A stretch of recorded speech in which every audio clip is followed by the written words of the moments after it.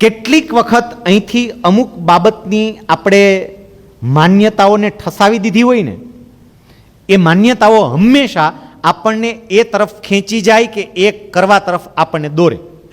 હું એક ઉદાહરણ સાથે તમને સમજાવું. માની લ્યો કે તમને તાવ આવે.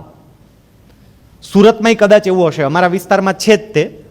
અમુક ડોક્ટરને અમુક બાબતમાં એક્સપર્ટ લોકોએ ડિક્લેર કરી દીધા હોય. જેવી રીતે લોકગીત હોય એવી રીતે લોક ડોક્ટરે હોય. એમ ખાલી લોકગીત હોય એમ નહીં. એમ કે આ ડોક્ટર છે ને ગુમડાના ડોક્ટર છે, ગુમડું થયું હોય તો એની પાસે જવાનું, તરત મટી જ જાય. આવા અલગ અલગ આ તાવના ડોક્ટર છે, આ સાહેબની તમે દવા લ્યો ને તમને તાવ આમ ચપટી વગાડતા તાવ વયો જાય. હવે તમે એ ડોક્ટર પાસે જાઓ, એમને શરીર બતાવો, તમને દવા આપે. હું બીજી રીતે સમજાવું. એક માની લો કે ડોક્ટર છે, તમે પોતે એની પાસેથી 2 કે 3 વખત દવા લીધી છે. જ્યારે દવા લો તાવ જતો જ રહે તરત જ. હવે તાવ આવ્યો, તમે એ જ ડોક્ટર પાસે જાઓ અને એ જ ડોક્ટરનું દવાખાનું ત્યારે બંધ હોય અને કમ્પાઉન્ડર એમ કે સાહેબ કાલે આવશે, આજે સાહેબ બહાર મેરેજમાં ગયા છે. એટલે બીજા ડોક્ટર પાસે જાય, દવા લે, ફેર ન પડે બહુ. પછી જ્યારે પેલા ડોક્ટર આવે ત્યારે એમની પાસે જાય, દવા લે અને તરત જ 2 કલાકમાં તાવ જતો રહે. સાહેબ ઘણી વખત તો એવું બને કે એ જ દવા હોય, એ જ ઓને જ આપી હોય સેમ ટુ સેમ, પણ અહીંયા બાંધેલી કેટલીક માન્યતાઓને કારણે અમુક બાબતની અસર થાય, અમુક બાબતની અસર ના થાય. એટલે મારે જે પહેલી વાત તમારી પાસે મૂકવી હતી એ હતી, આપણને 10મા ધોરણમાં કે 12મા ધોરણમાં જ્યારે ભણતા હશું ને ત્યારે ગુજરાતીમાં નિબંધ પણ આપણને પૂછાતો, આપણા ઘડવૈયા બાંધવ આપણે, આવું પૂછાતું. આપણા ઘડવૈયા બાંધવ આપણે, અને ગોખી ગોખીને લખતા બધું. આપણા ઘડવૈયા બાંધવ આપણે, બીજું કાંઈ નહીં. ખરેખર આપણું નસીબ આપણે જ લખીએ છીએ અને આપણી જિંદગીની ડિઝાઇન આપણે જ તૈયાર કરીએ છીએ. આપણા જિંદગીની રંગોળી આપણે જ બનાવીએ છીએ. એમાં કાળા રંગ પૂરાતા હોય તો એ આપણે જ પૂરીએ છીએ, અને એમાં રંગબેરંગી અલગ અલગ પ્રકારના રંગો પૂરાતા હોય તો એ આપણે જ પૂરીએ છીએ. પહેલી બાબત, જાતને ઓળખજો, આંતરશક્તિઓને ઓળખજો.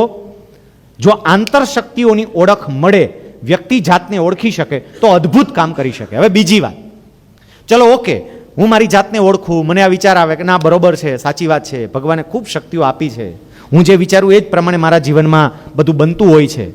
તો એ બીજી વાત આવે છે, અને એ વાત એ આવે છે કે મારી આ શક્તિઓનો યોગ્ય ઉપયોગ કરવા માટે મારી આજુબાજુ રહેલી વ્યક્તિઓ એ પ્રકારની હોવી જોઈએ. તમે કોનો સંગ કરો છો, તમે કોની જોડે બેસો છો, કોની જોડે વાતો કરો છો, કોની જોડે ચર્ચા કરો છો, એને આધારે આખી જિંદગીની ડિઝાઇન તૈયાર થતી હોય છે. તમારી બાજુમાં કોણ છે? પાંડવોની સાથે કૃષ્ણ હતા અને કૌરવોની સાથે શકુની હતા. તમારા સલાહકાર કોણ છે ને એને આધારે જિંદગીનો જંગ લડાતો હોય. જરાક આપણે એ પણ જોવું કે આપણી સાથે કોણ છે. હું અહીંયા 2 રીતે કહેવાનો પ્રયત્ન કરીશ, એક આંતરિક રીતે, બીજું બાહ્ય રીતે. આંતરિક રીતે પણ સમજજો સાહેબ કે આંતરિક રીતે આપણા દરેકની અંદર સારું અને ખરાબ આ બંને તત્વો છે. દરેકમાં, મારામાંય હું આટલું સારું સારું બોલું, હું હારો એવું ના હોય. અંદર મારામાંય કેટલું ગંદુ પડ્યું જ હોય, ગંદકી હોય જ. એને ઓળખવી પડે સાહેબ. બહુ સરસ મજાની આમ કથા કરે, સારી વ્યક્તિ હતી, ખાલી કથા કરે એવું નહીં, એમનું જીવન પણ એ પ્રકારનું હતું. બહુ સરસ લોકોને સંદેશ આપે. એક વ્યક્તિને મળવા માટે ગઈને પછી એમને એવું કહ્યું કે તમે જ્યારે વાતો કરો છો ને ત્યારે બહુ જ સરસ લાગે છે, આમ દિલને ગમે છે, પણ એની અસર આમ લાંબા સમય માટે કેમ નથી રહેતી? ટૂંકા સમય માટે જ એની અસર કેમ રહે છે? લાંબા સમય માટે એની અસર નથી રહેતી, બહુ ટૂંકો સમય એની અસર રહે છે ને પછી અસર જતી રહે છે. આવું કેમ થાય છે? પેલા એવું કહ્યું કે કામ કરજો ને, તમે સાંજે મારા ઉતારે મને મળવા માટે આવજો. સાંજે તમે ઉતારે આવજો મને મળવા માટે, હું તમને સમજાવીશ. આ ભાઈ સાંજે એમને ઉતારે મળવા માટે ગયા. ઉતારે મળવા માટે ગયા ને તો એનો જે રૂમ હતો એટલો સરસ રૂમ. હવે જો આ બહુ અઘરી વાત કહેવા જઈ રહ્યો છું, પણ જરા એને સમજવાનો પ્રયત્ન કરજો. બહુ સરસ મજાનો રૂમ હતો, એકદમ મસ્ત, સરસ સોફા, એકદમ સરસ કર્ટેન, પડદા લગાડેલા, અને અંદર દાખલ થયા એટલી સરસ સુગંધ આવે. પછી વાતો કરતા હતા પેલા કથાકારને આ ભાઈ. ધીમે ધીમે ધીમે ધીમે પેલી વ્યક્તિને અનુભવાતું હતું કે જે સુગંધ આવતી હતી ને એ સુગંધ ધીમે ધીમે ધીમે ધીમે ઓછી થવા માંડી. 15 મિનિટ થઈ, સુગંધ અદ્રશ્ય. અને સુગંધ અદ્રશ્ય એટલું નહીં, પછી તો એવું થયું કે દુર્ગંધ ચાલુ થઈ.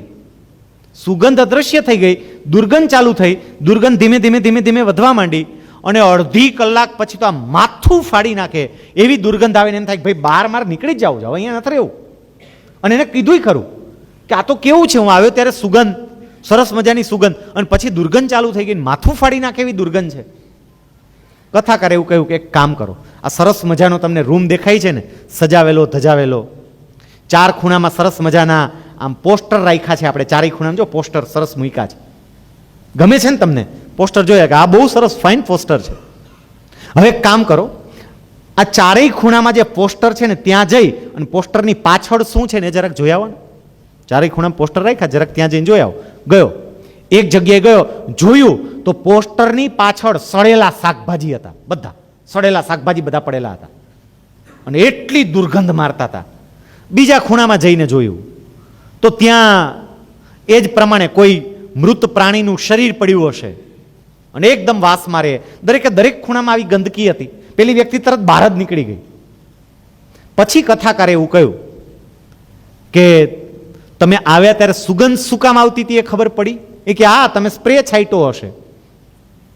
એ સ્પ્રેની જે સુગંધ હતી ને એ બહુ ટૂંકો સમય રહી. કેમ? તો કે 4 ખૂણામાં દુર્ગંધ હતી એટલે, 4 ખૂણાની અંદર કચરો હતો એટલે. એમ આપણું મન, બુદ્ધિ, ચિત્ત અને અહંકાર, આ 4ની અંદર મન, બુદ્ધિ, ચિત્ત, અહંકાર, આ 4માં એટલો કચરો ભર્યો છે, એટલો કચરો ભર્યો છે કે બહારની સુગંધની અનુભૂતિ થોડોક સમય માટે જ થાય. આવી વાતો થાય ને થોડોક સમય અનુભૂતિ, પછી ઓલી કચરાની દુર્ગંધ ચાલુ થઈ જાય તો આની સુગંધ પૂરી થઈ જાય. ઘણી કે સાહેબ આ કોટો કેમ નથી રહેતો? એટલા માટે નથી રહેતો કે અંદર કચરો બહુ છે. અને કચરો ખાલી થાય તો પછી સાહેબ સ્પ્રેની જરૂર નહીં, ખાલી એક અગરબત્તી પ્રગટાવીને એવી સુગંધ આવ્યા કરે, એવી સુગંધ આવ્યા કરે. આ પ્રકારની એક્ટિવિટી આ કચરો બહાર કાઢવાનું કામ કરતી હોય. કચરો બહાર નીકળે ને આમ અઘરું છે, અશક્ય નથી. અને એ ક્યારે બહાર નીકળે તો કે એક તો મારી અંદરની શક્તિઓનું ઓળખું. મેં તમને કહ્યું ને, સારું અને ખરાબ 2 તત્વ છે સાહેબ. બંનેમાંથી જેને પોષણ મળે એ મજબૂત થાય, આટલું સ્વાભાવિક છે. મારી અંદર એક સારું તત્વ છે, મારી અંદર એક ખરાબ તત્વ છે, મારામાં દેવદૂત પણ છે, મારામાં શૈતાન પણ છે. હું જેને પોષણ આપીશ એ મોટું થશે અને બાકીના દાબી દેશે. આ નક્કી છે, નિશ્ચિત છે.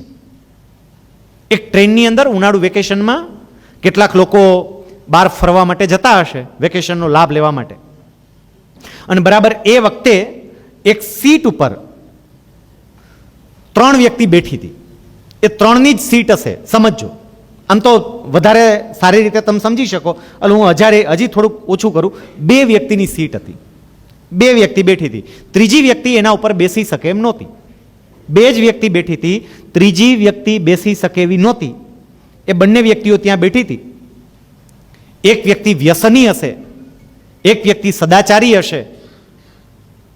એક ત્રીજી વ્યક્તિ ત્યાં આવી અને એ વ્યક્તિ વ્યસની હતી. એટલે વ્યસનીને ઓળખી કાઢે અને તરત જોયું આ આપણા માઇલો છે. એટલે હળવેકથી કીધું ભાઈ અહીંયા બેહ ને, પણ જગ્યા હતી નહીં, પણ તોય સેજ જગ્યા કરી દીધી. બેસ ને, કંઈ વાંધો નહીં, સેજ જગ્યા, બેસ ને એમ કરીને જગ્યા કરી દીધી. જગ્યા કરી દીધી ને પછી આ બંને જણાઓએ 2 સરખા થઈ ગયા. એટલે બંને જણાઓ એવા આમ પગ પોળા કરતા જાય, એવા પગ પોળા કરતા જાય. ઓલો ધીમે ધીમે ધીમે ધીમે બાજુમાં ખસતો ગયો ને એક સમય એવો આવ્યો બિચારો સીટની નીચે વયો ગયો. એમ અંદર રહેલો શૈતાન અને અંદર રહેલો દેવદૂત, એ 2માંથી જેને પોષણ મળે ને, તમે માની લ્યો કે દેવદૂતને પોષણ આપો તો દેવદૂત ધીમે ધીમે ધીમે ધીમે એવો બીજાની સાથે રહીને, એવા વિચારો સાથે રહીને એવો મજબૂત થતો જશે કે હળવેકથી શૈતાનને બહાર કાઢી મૂકશે. અને જો શૈતાનને પોષણ આપો તો ધીમે ધીમે ધીમે ધીમે એ એવો મજબૂત થતો જશે કે હળવેકથી દેવદૂતને બહાર કાઢી નાખશે. આપણા ઉપર આધાર રાખે છે કે આપણે શું કરવું છે. સાહેબ, યુગે યુગે પરિસ્થિતિ બદલાતી જાય છે. દરેક યુગ તમે જોતા જાઓ તમને ખબર પડે, યુગે યુગે પરિસ્થિતિ બદલાય છે. એક યુગ એવો હતો કે જેમાં દેવો અને દાનવો એ બંને વચ્ચે યુદ્ધ ચાલતું હતું, દેવો અને દાનવો વચ્ચે. પછીનો એક યુગ એવો આવ્યો કે જે યુગની અંદર એ યુદ્ધ થોડુંક નજીક આવ્યું અને દેવો અને દાનવો વચ્ચે નહીં, બે રાજ્યો વચ્ચે યુદ્ધ થયું. પછીનો એક યુગ એવો આવ્યો કે જેમાં બે પરિવાર વચ્ચે યુદ્ધ થયું, કૌરવ અને પાંડવ. અને હવેનો યુગ એવો આવ્યો છે કે અંદર ને અંદર યુદ્ધ ચાલે છે, અંદર જ અહીંયા જ યુદ્ધ ચાલે છે, સારા અને ખરાબ વચ્ચે. અને એમાં તમે જેવી વ્યક્તિની સાથે રહો તમે એવા બની જાઓ. આપણા જીવનમાં નકારાત્મકતાઓ કેમ આવે છે? વાય જરાક આ વિચારવા જેવું છે. કેમ સતત આજુબાજુ નકારાત્મક નકારાત્મક નકારાત્મક, એટલી નેગેટિવ ઉર્જા ફેલાવે છે. અને એને કારણે જે સમાજની અંદર માહોલ પેદા થયો છે, મેં તમને કીધું ને, જીવતી લાશ, એ આને કારણે જ છે, નકારાત્મકતાઓને કારણે. વ્યક્તિ એમ કહેતી હોય, અરે જીવન જીવવા જેવું લાગતું નથી ને આ દુનિયા તો બહુ જ બગડી ગઈ છે, અરર કેમ જીવવું, કેવી દુનિયા થતી જાય છે, કેવા માણસો થતા જાય. તમને આવા વિચાર આવવા માંડે ને, ખાલી ખરેખર તમે 1 મહિનો પ્રયોગ કરજો. 1 મહિનો ફેસબુક બંધ કરી દો, 1 મહિનો વોટ્સઅપ બંધ કરી દો, 1 મહિનો ટીવી ચેનલ જોવાની એટલે ન્યૂઝ ચેનલ જોવાની બંધ કરી દો, અને 1 મહિનો છાપું વાંચવાનું બંધ કરી દો. તમને દુનિયા જીવવા જેવી લાગશે. આ દુનિયા તો મસ્ત છે. એલા બહારથી આવતું હતું જેવું બધું, જે કચરો જ હતો, જે જરૂરી જ નહોતું, એવી બધી બાબતો આપણને સતત, એટલે મેં કીધું ને કે આ નકારાત્મકતા વ્યક્તિને પોતાનું જીવનનો આનંદ માણવા દેતી નથી. આપણી જે શક્તિઓ છે ને એ શક્તિઓને દાબી દે છે.